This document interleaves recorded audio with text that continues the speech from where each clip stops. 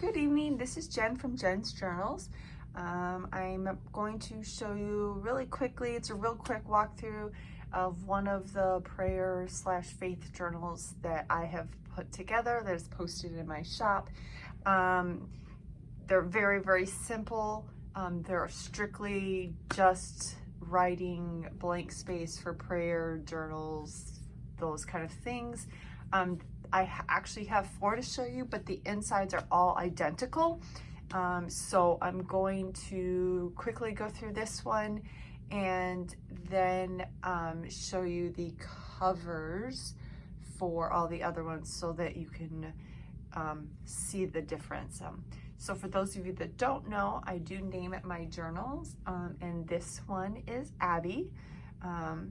So as you can see here, I have this really cool trim that I used around the edge here. There's this really pretty beads. And so this one is a little different. I did 2 closures, one on the top and the bottom. One, I didn't want to put one in the middle because I didn't want to take away from the phrase. And I really kind of needed something to even it out. And so I thought this would be kind of a cool effect. And I actually really like how it turned out. And then I have this little flower here. It has this unique binding seam. I took an online class and bought the kit to make one of these and then just started making my own kits. I found that I really like binding my journals this way. Some people aren't a fan of the open spine, but I really like how nice and tight they are in there, and so this has become one of my preferred methods. I will post the link to the video and the shop of the person that I got. I didn't get this kit, I made this kit, but where you can get a kit and get the video to learn how to do this from in the post.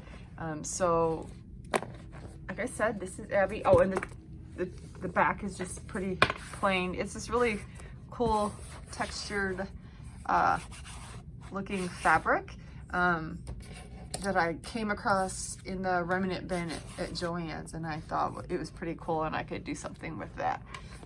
So that's where we are with that.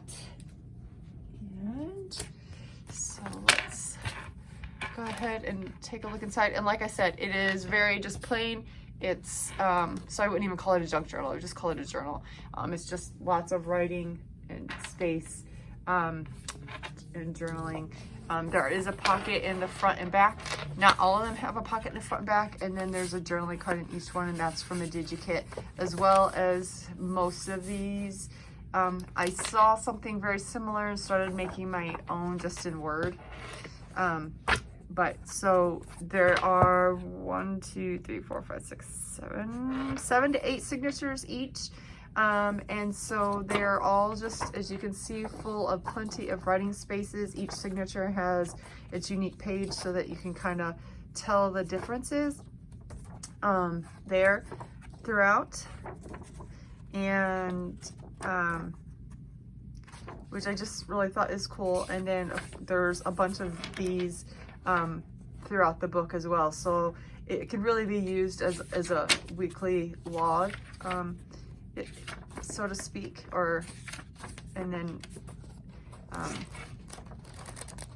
so as you can see, I just really thought this was, I saw this somewhere and thought it was a really great idea. And yeah, so like I said, pretty simple, tons of journaling space. And so, like I said, they're all the same on the inside, and they're all bound the same way. So this one is Abby. So we'll set Abby aside. And then here is, something about the colors on this one I really love. And it may be, I don't know, I just absolutely love this one. So this is winter. And so this is some upholstery fabric that I also found at the remnant section in Joann's. I attached this really cute bead. I also did put a book plate end on this one this was the top of the fabric, and so instead of trimming it, I left it. I really liked the kind of effect that it left there. And then some trim here, and it's got the little tassels. I had some of this left over from a boho journal that I worked on, and so it was actually a perfect fit. So I used that, and then blessed be the Lord, my rock, who trains my hand for war and my fingers for battle. And I just, something about this one really speaks to me. I may keep this one for myself, I don't know. And then the back here, again, it's really pretty fabric. And then this beautiful hand-dyed sari silk. So that's winter. All right, and then this next one is Jillian. And so this one is Jillian. Same, goodness, that blue is everywhere.